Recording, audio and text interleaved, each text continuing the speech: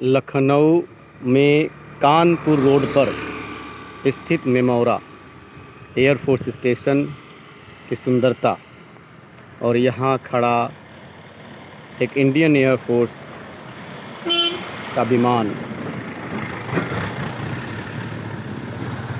जो अपने आप में दुर्लभ है और कभी यह दुश्मनों का छक्का छुड़ाने का भी काम करता था, निस्तो नाबूद करने का काम करता था। और अब यह संग्रहालय के तौर पे एक पार्ट ऑफ द म्यूज़ियम के तौर पे यहाँ रखा गया है। और मैं आपका फौजी कवि और गायक Shiva Ganesh, Indian air force MI-8 helicopter है। MI-8 देख सकते हैं, MI-8 helicopter. Indian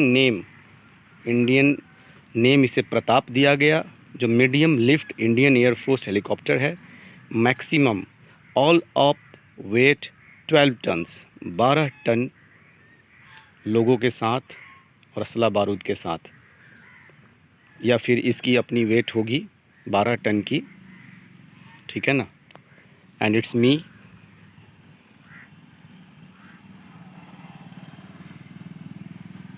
with the demo of this helicopter MI-8, which is very nice